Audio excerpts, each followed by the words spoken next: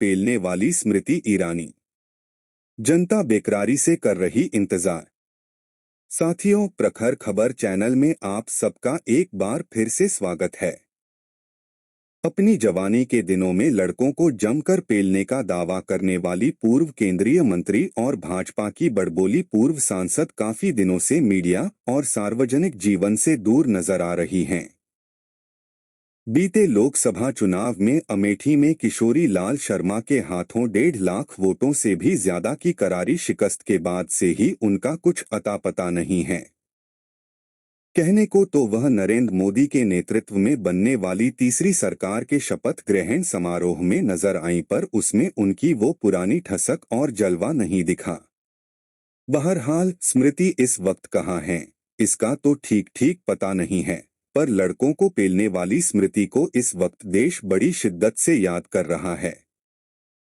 खासकर प्रमुख विपक्षी दल कांग्रेस के लोग सोशल मीडिया पर पूछते फिर रहे हैं कि कहाँ गई पूर्व प्रधानमंत्री मनमोहन सिंह को चूड़ियां भेजने की नौटंकी करने वाली भाजपा की ड्रामा क्वीन। उनका चूड़ियां भेजने का सही वक्त तो अब आया है, जब पहलगाम में आतंकी बिना किसी रोक-टोक 26 लोगों को सरेआम गोलियों से भून कर चले गए और 56 इंच के सीने वाली सरकार उनका बाल भी बांका नहीं कर पाई। सारी दुनिया में डंका बजाने का दावा करने वाले डंकापति हाथ पर हाथ धरे बैठे रह गए। देश का कथित चौकीदार एक बार फिर से सोता रह गया। उरी और पुलवामा हमले के बाद पहलगाम के आतंकी हमले ने तीसरी बार चौकीदार के निकम्मेपन का सबूत पेश किया है।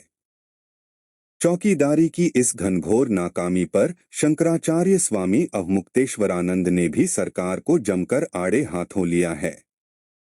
अपनी खरी खरी बातों से बीजेपी आईटी सेल के चिरकुटों और अंधभक्तों का कलेजा जलाने वाले शंकराचार्य ने एक बार फिर मोदी सरकार को आईना दिखाया है। उन्होंने सीधा सवाल किया है कि ऐसा सुस्त चौकीदार किस काम का, जिसके रहते हुए पाकिस्तानी आतंकी बार बार इतनी बड़ी बड़ी आतंकी घटनाओं को आराम से अंजाम दिए जा रहे हैं, और चौकीदार चुनावी रैलियों में खोखली जुमलेबाजी के अलावा कुछ कर ही नहीं पा रहा है।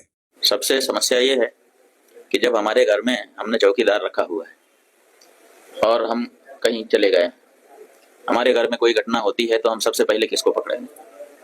सबसे पहले तो चौकीदार को पकड़ेंगे ना, कि तुम कहाँ थे, क्यों ये घटना हो गई तुम्हारे रहते हुए, किस लिए तुमको रखा था।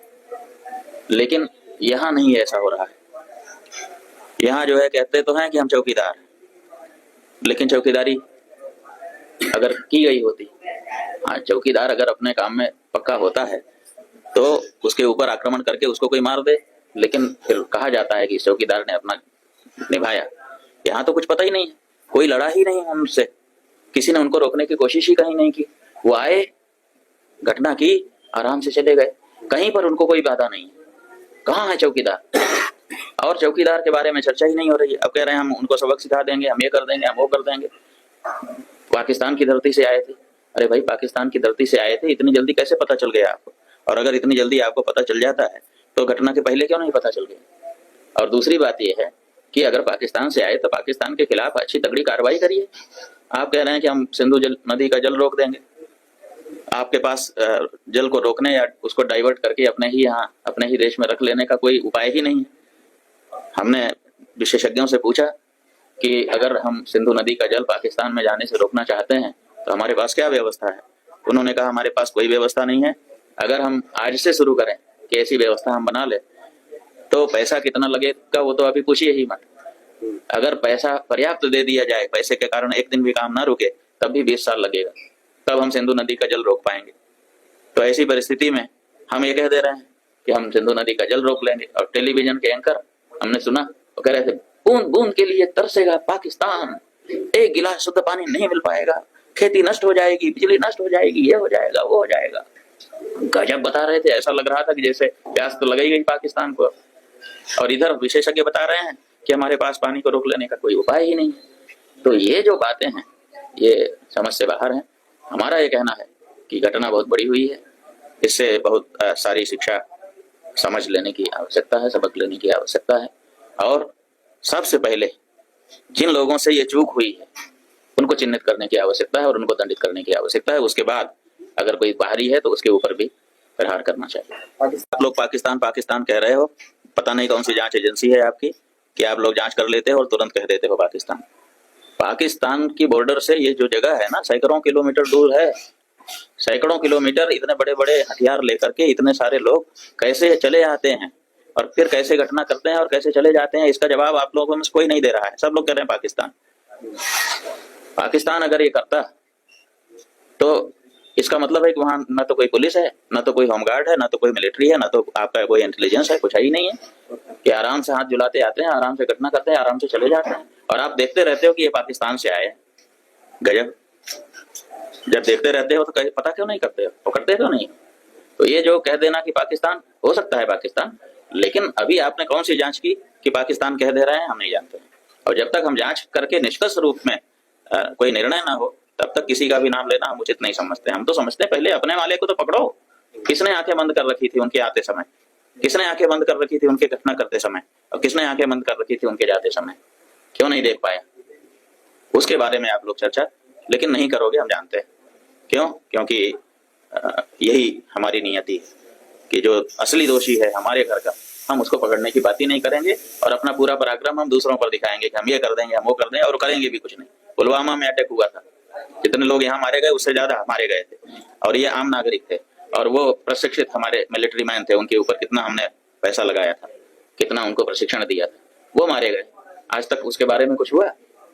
आपने एक दिन एयर स्ट्राइक कर दी और आप बहुत बड़े वीर बन गए। आपने क्यों उसी समय सबक लेकर के उसी समय ऐसा जवाब क्यों नहीं दिया कि लंबे समय तक इस तरह की वारदात करने के बारे में वो लोग सोच करके कांप जाएं? ये तो नहीं हो सका ना आपसे। बहरहाल हम लौटते हैं अपनी खबर के मुख्य बिंदु पर कि एक इंटरव्यू में लड़कों को पेलने का दावा करने वाली स्मृति ईरानी कहाँ हैं, जबकि देश उन्हें रह रहकर कई मौकों पर याद कर रहा है। पहलगाम हमले से ठीक पहले मोदी सरकार ने एलपीजी सिलेंडर की कीमतों में 50 रुपए की भारी बढ़ोतरी की थी। इससे उज्ज्वला योजना के तहत मिलने वाले रसोई गैस सिलेंडर की कीमत 503 रुपए से बढ़कर 553 रुपए और गैर उज्ज्वला योजना के तहत 803 रुपए से बढ़कर 853 रुपए हो गई है। लोग उम्मीद कर रहे थे कि स्मृति ईरानी जनता की जेब से जुड़े इस मुद्दे को लेकर शायद कुछ कहें या करें, ठीक उसी तरह जैसे वह कांग्रेस सरकार के जमाने में सिलेंडर के दाम 5 रुपए बढ़ने पर सिलेंडर लेकर सड़क पर बैठ जाया करती थीं। लोगों को लग रहा था कि स्मृति पर अब किसी मंत्रालय और सरकारी कामकाज का बोझ नहीं है, वह पूरी तरह से फ्री हैं, तो शायद फिर वह सिलेंडर के मुद्दे पर दिल्ली की सड़कों पर नागिन डांस वाली मुद्रा में आंखें तरेरती फिर से नजर आ जाएं। मगर ये हो न सका और अब ये आलम है कि तू नहीं, तेरा गम, तेरी जुस्तजू भी नहीं। अब तो बस तेरे इंतजार में बैठी ये अनगिनत आंखें बस एक बात ही कहती हैं बार बार, यही, तुम होती तो ऐसा होता, तुम होती तो वैसा होता। तो दोस्तों, प्रखर खबर में आज बस इतना ही। ऐसी ही महत्वपूर्ण खबरों और न्यूज एनालिसिस के लिए प्रखर खबर चैनल को सब्सक्राइब कीजिए। वीडियो पसंद आए तो उसे शेयर करना न भूलें ताकि आपके जानने वालों को भी इन हमारी ताज़ा तरीन खबरों की जानकारी मिल सके।